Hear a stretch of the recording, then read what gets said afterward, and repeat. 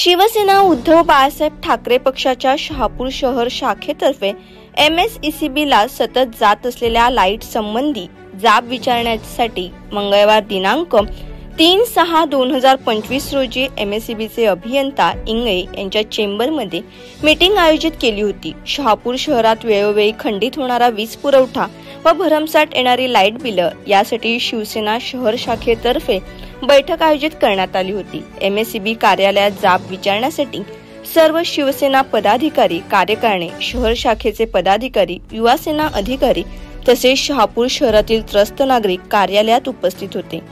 सततच्या लाईट अवस्थेसंबंधित प्रश्न विचारून त्यांना जाब विचारण्यात आले। नंबर 1, शहापूर शहरात एकूण किती ट्रान्सफॉर्मर आहेत?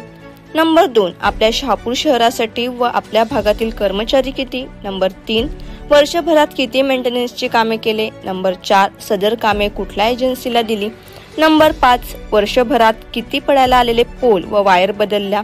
नंबर 6, शहापूर शहरात नवीन आलेल्या बिल्डिंगला किती ट्रान्सफॉर्मर लावले व किती बिल्डिंगला असलेल्या ट्रान्सफॉर्मरवरच कनेक्शन दिली याची माहिती मागितली। तसेच अपुऱ्या असलेली कर्मचारी वर्ग वाढवण्यासाठी सूचना देण्यात आल्या।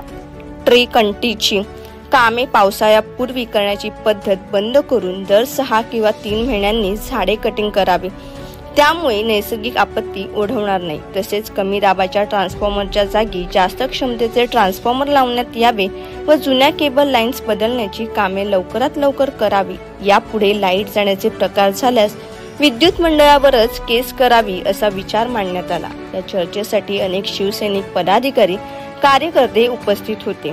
विजय देशमुख, बाळा निमसे, गणेश अवसरे, अजित पोद्दार, काशीनाथ तिवरे, रवींद्र लकडे, रश्मी निमसे, पूनम चंदे, स्वानंद शेलवले, अविनाश शिंगे, अतुल भालके, हर्षद राऊत, बिरारी, गिरीश भानुशली, सुनील तांबडे, भाऊ गवाई, महेश गवारी, जनक थेराणी, रमेश देशमुख, प्रवीण ठाकरे आदी शिवसैनिक व पदाधिकारी उपस्थित होते। ब्युरो रिपोर्ट, लोखंड वृत्तवाहिनी।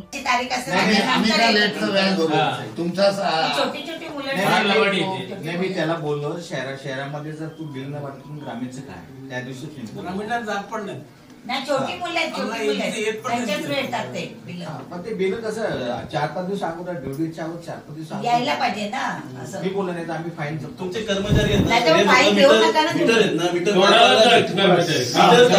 लाईट कामाला लाईट नाही वर्ग पटकन येतात, कामच काही